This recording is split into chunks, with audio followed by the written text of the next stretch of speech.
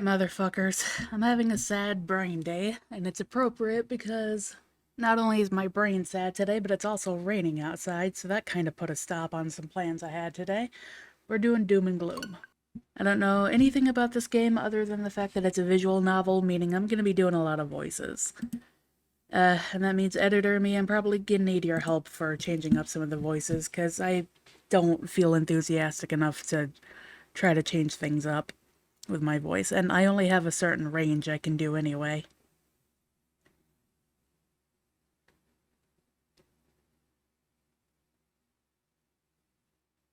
Oh no. Okay.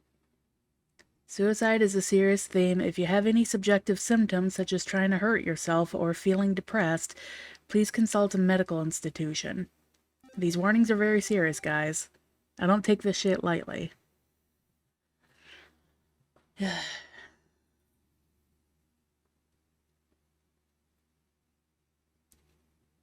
If I'm being honest, this probably isn't going to be like a recurring series. I'll probably post one of these videos up every now and then. What the hell? I'm like looking across. I noticed the people on the right, they look a little odd. But they look, for the most part, normal. But then you look at the fucking people on the left with their cleavage hanging out, and then you got that mysterious person. Okay, whatever. As I was saying, this probably isn't going to be like this isn't going to be a consistent series. This is going to be one of those that I put up every now and then when I have sad brain days, okay? Just something to help me feel better. Ooh. The date is 24th December 2000, Christmas Eve. No snow? For a lot of kids and some adults, that means being really excited about opening presents when Christmas arrives in the morning. Who the hell are you? But for Roger Coxburner, it feels like Christmas is already here. What an early Christmas gift.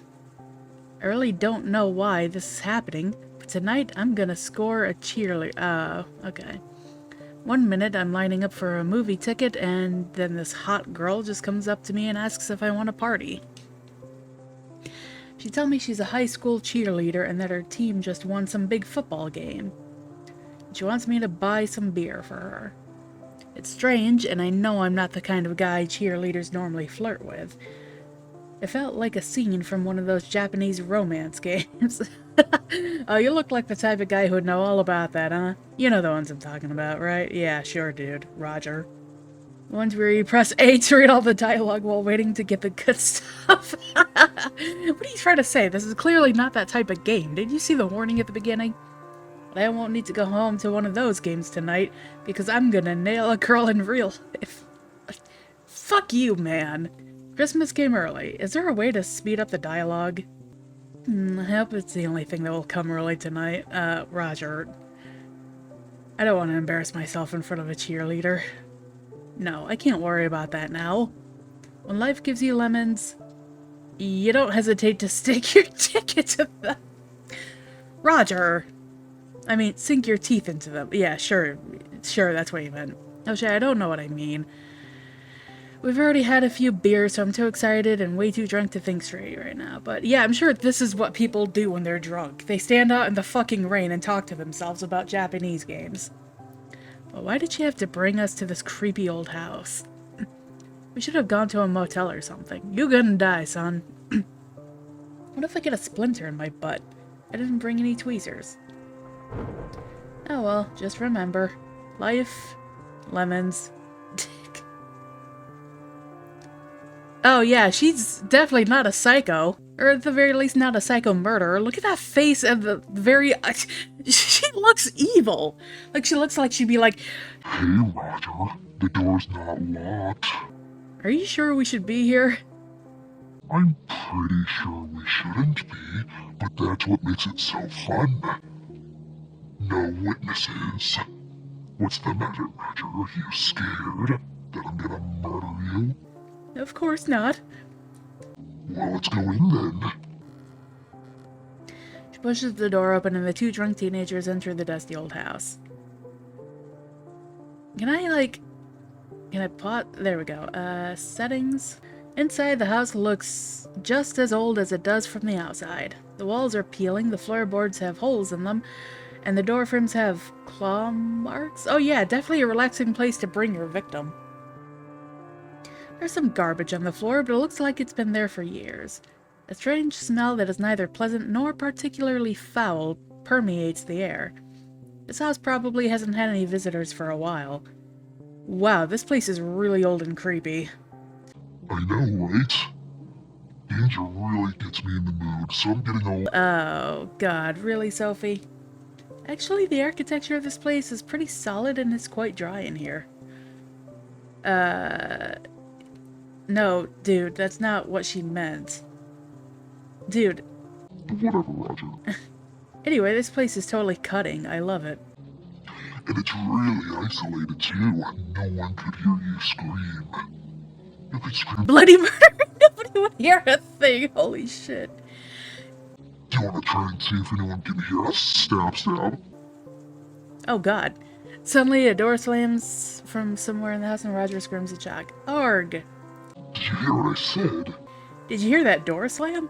Whatever, it's just the wind. So do you want to try? Try what? You didn't hear what I said, did you? Sorry, I didn't. If you miss something, you can always press L. This is how they... Oh, that's how you go back. Okay, and then this is... Okay. Thanks, I'll do that. Oh, I almost forgot. You can also use R to read everything that was said before. It's almost like we're in a video game. The lightning reveals a sign lying on the floor. Hey, look at that. Cool, this is one of those old houses that has a name. I thought it said this is one of those old houses in a game. I was like, what? Welcome to Durs... I can't read the rest of it. This is Dursito Manor. I've heard about this place from the girls on the cheer squad. Dursito Manor? Maybe we should leave. Why? It's not like I'm gonna murder you or anything. Haven't you heard? There's been a lot of people going missing. Once there was this kid whose parents made him come directly home after school. One day he told his friends he was going to visit an old house and he was never seen again. I think it was this house. You're scared. Oh my god, this is what I get for suddenly developing a nerd fetish. I should have asked that other guy at the cinema. He was way more... that than you. Hey, I'm not scared. It's just that... Oh wait, if he's a nerd, shouldn't I be doing like a... Hey, I'm not scared. It's just them people have been talking about some kind of... Ghost? Yeah, I know. Isn't it awesome? She looks so fucking pissed. I've heard the stories about the ghost too. Actually, I've heard the story a lot of times. Whenever I come across some stories or dialogue that I've Heard before, just hold wide and skip it. They're not shy about introducing tutorial shit in mid-dialogue, okay. Aren't you afraid you might miss something important? Why? We'll only skip dialogue you've heard before. And we'll stop once you get to something new. I see. Is he not, like, scared of the fact that she's, like, saying this tutorial shit and he's just kind of going along with it? He's like, but what about the R button? That lets you see the log of things that were already said. Yeah, it's really useful for when you don't want to hear the same stuff again and again. Like when you date different guys from the football team and you realize they're all the same but only one, and the only way to tell them apart is the decisions they like. Okay, Sophie. You mean the positions they play? Roger. How the fuck can you tell the difference between your dick and a lemon? You are so fucking stupid. No, I mean the positions they like, you fucking idiot. I've heard that using the Y to skip method sometimes cause the graphics to glitch. It's rare, but you can always just L until the graphics look normal again. Okay, thank you, game developers. Roger is amazed by how informative Sophie is. It's almost like she's a tutorial. So what do you think about the ghost stories? I think they aren't just stories. Once you hear the same story enough times from different people, it has to be real, right? Seriously, do you still believe in ghosts, Roger? That's my only out. I'm not sure. Come on, Roger. You have to be man enough to make Decisions. Give me a choice, Sophie. most decisions might not make much of a difference, but some of them can really affect the way your story plays out. God damn it, game developers, you can't do this to me. Just the characters casually talking about game mechanics. That nobody would ever talk like this, and it's kind of funny and also kind of bewildering that they're just acting like it's normal. Like, for instance, I'm not 100% convinced that that's highlight in her hair. I think that might be blood. This choice is going to determine if you stay a virgin tonight. What makes you think I'm a virgin? How do you know I haven't had many girlfriends before? Because you're fucking stupid.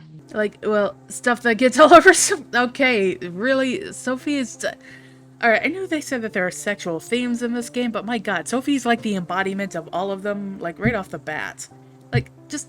They made the game M because of this character. Like when you're washing the dishes and you put a soapy spoon under the tap? See, you're definitely a virgin.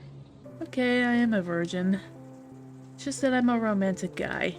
I've been saving myself for that special someone willing to have sex with me. I could be your huckleberry. But do you still believe in ghosts, Roger? I can't decide. Like I've said before, the pressure is too much. Jeez, Roger, if you need a security blanket, you can always just save the game. You can bring up the menu bar. Okay, cool. Quick load, quick save. Cool, quick save. After saving one game, you can always load back to this point in time if you didn't like how it played out. Try it now. Okay. Don't forget to save whenever you make an important choice, just in case something bad happens. You say that like I'm likely to die. You are. But you might not like the way your story turned out. As my friend Roberta likes to say, save early, save often. I'll try to remember. Okay. Oh, look at all the plentiful empty slots they give me. No?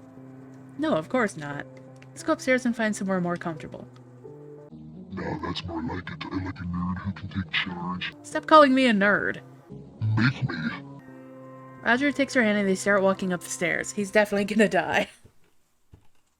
Suddenly realizes that Sophie's hand is definitely cold, almost as if her hand was carved from ice. She notices him examining her hand. What's wrong? Have you never held a girl's hand before?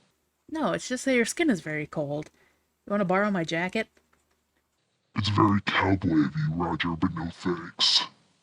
The cold never bothered me. Alright, Sophie/Elsa. When the pair reaches the second floor, Sophie leads Roger into a room at the end of the hallway. Have you been here before? You seem to know your way around. First time here. I'm definitely not a murderer.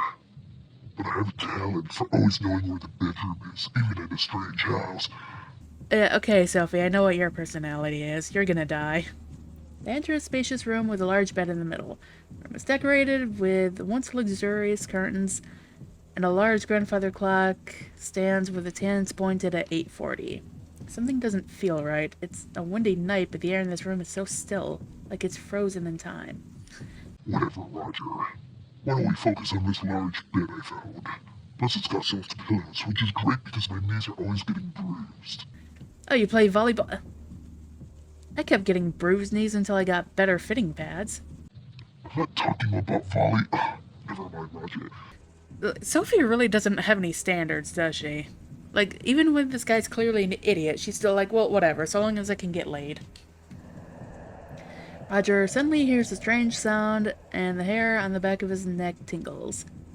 Of all the rooms in this house, this room makes him feel the most uncomfortable. He wonders if it's time to get out of here. I think it's time to get out of here. I think it's time to get out of these workplaces. She's so gross. He quickly decides to stay. Don't you feel it, Sophie? Feel what? Oh god, he just turned green! A change in the air? Actually, yeah. You're disgustingly green. Can you sense something up here? Something evil? I think I can. It's cold all of a sudden, and I don't normally feel cold. It never bothered me anyway. Oh god, is he the evil one? I think it's time I reveal my true self to you. You're a naughty pervert that likes being peed on? Ew. What? Where the fuck did that come out of? I've already figured that out, and that's why I've been drinking so much beer. Oh, what the fuck? No. Just like he's the demon in disguise, and he's just like, no. What the fuck? No, what is wrong with you? Oh. Cool. Roger reveals himself as an incubus demon and bares his jagged teeth at Sophie. Alright, again, editor me, you're gonna have to do something here because my range isn't good and I can't do a guttural demon voice for this entire playthrough, okay? It'll kill my throat.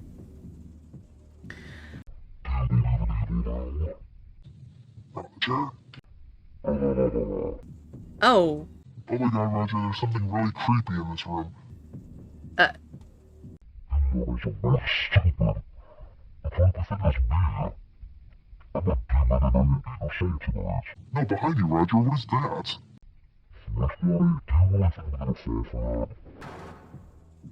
Oh god, now another okay. Even more demonic voice time, editor me. Hello, Zorgrass? Roger has never heard this voice before, but he recognizes it from 1,000 horror stories. He slowly turns around and comes face to face with every demon's worst nightmare. A floating torso with massive arms and no legs. A blackened skull with green flames flickering inside it. They call him Gloom, and to see him means death. I'm glad you know who I am. Then you also know what is going to happen to you tonight. Because you could never resist a young soul, could you? Thank you for luring him here for me, Sophie. Oh wait, I guess I don't have to do the I don't have to do the creepy killer voice for her, so let me see. Oh my god, wait, you're Mr. G? Yes. You're a ghost? I'm a wraith. Ghosts are just confused spirits with no goals. Sure, Mr. Wraith, sir. Please let me go. I'm just a cheerleader. Tell me why I should.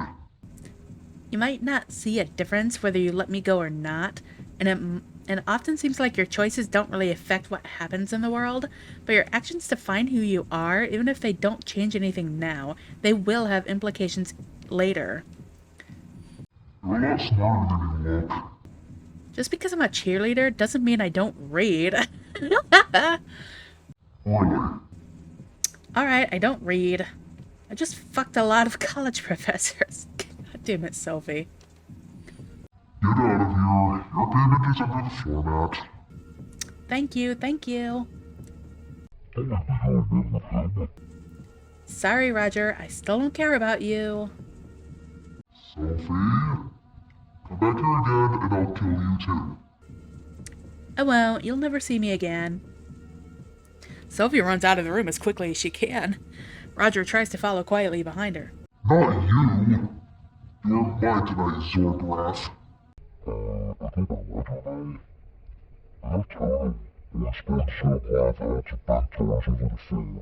Gloom stares at the incubus, unsure if he just made a joke. Roger realizes that if he's gonna escape from this house, he will have to outwit Gloom somehow. Sophie's advice about important life-changing decisions suddenly comes to mind. What will Roger do? I doubt fleeing is gonna work, so let's fight. With no options left, Roger decides to fight Gloom. He raises his tiny fists and gets ready to fight. You have never fought in the front lines, Zorgrass. Everyone needs to know their limitations. Will Roger really challenge the demon killer? Run for your life! He summons all his willpower to make control of his bladder as he rushes past Gloom to escape the bedroom. You've played this cat and... Oh wait, creepy voice. You've played this cat and mouse game with your victims so many times before. You know how this ends. Roger finds himself in the second floor corridor. Squeaky stairs are in front of him, but there's also another room he can hide in. Squeaky stairs are in front of him. Hide in the other room. Ducks into a nearby room. Inside there's a large CRTV, an old Megadrone video game console, and a faded old couch. He jumps behind the couch and tucks his legs into his chest. With his cheek pressed against the floorboards, he peeks under the couch to see if he was followed. Gloom slowly floats. He doesn't have feet. Gloom slowly floats along the corridor and stops at the doorway. He turns to face the room but doesn't enter. Roger is perfectly certain he hasn't been spotted yet. Glancing behind, he sees a window that he can probably smash through, but he isn't sure if he could survive the 2-story drop. Or stay hidden. Stay hidden. With his jagged teeth pressed into his lips, Roger freezes in the place behind the couch. After the longest 20 seconds ever, Gloom slowly floats into the corridor and disappears. The cowardly incubus waits a few moments more before sneaking over to the doorway. Gloom is nowhere to be seen, and the stairway is clear. He can either rush down the squeaky stairs quickly or sneak down quietly. Am I doing good so far? I have no idea if I'm doing good or if one wrong action is going to result in a game over. I think quietly would be funnier. Quickly might be the way to go, though. Let's go quiet. Quietly makes his way to the stairs and takes slow and soft steps down. Carefully, he avoids the steps that he remembered were squeaky on his way up. Going somewhere? Aw, shit. Before Roger can react, Gloom's psychic hate blast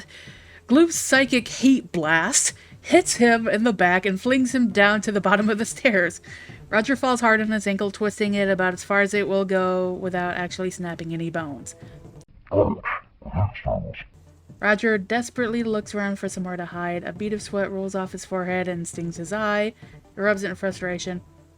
What's the matter, Zorgorath? Fear is only exciting when you're inflicting it. However, his lie is unraveled by the damp patch in his... Oh, he pissed himself. Looking around, he spots an old chest that is probably big enough for him to hide inside. Alternatively, the exit is just a short run away. The front door is left wide open after Sophie made her escape. What now? I mean, he twisted his ankle, right? So just fuck it. Remembering the mistakes people make in horror movies, Roger decides to get out of the house as quickly as possible and almost reaches the door when it suddenly slams shut. Wow. Okay, I might have fucked this guy. And not in the good way. He turns around to see Gloom slowly floating down the stairs with his hand pointing at the door. Roger tries to reopen the door, but something is holding it shut. You've moved down the food chain a notch, Zorgorath. You are the victim now. With the main door held shut by Gloom's powers, Roger will have to find another way out. Go to the living room and escape through a window, run to the kitchen to find a weapon. I don't know if a weapon will hurt this guy. If you don't have the... Dude, you're a demon. How do you not have the power to... Well, he's a wraith, so I guess he doesn't have a physical presence. Still, window. Rushes over to the nearby living room and tries to open a large window facing the front yard. It's stuck. He slowly floats into the room. You cannot... And you cannot blame me for doing what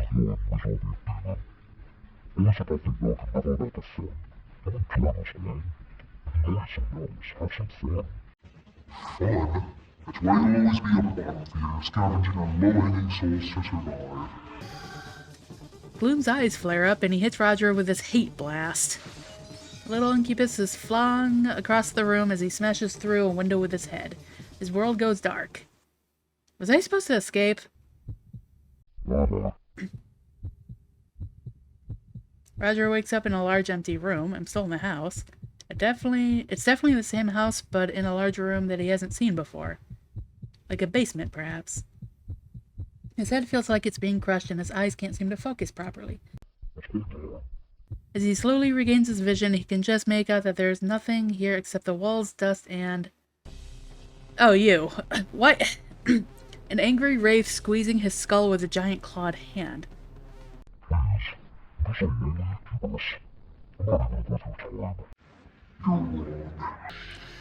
Gloom's infamous spectral blade explodes out of his fist. Holy shit. The blade that has claimed the lives of countless demons. Every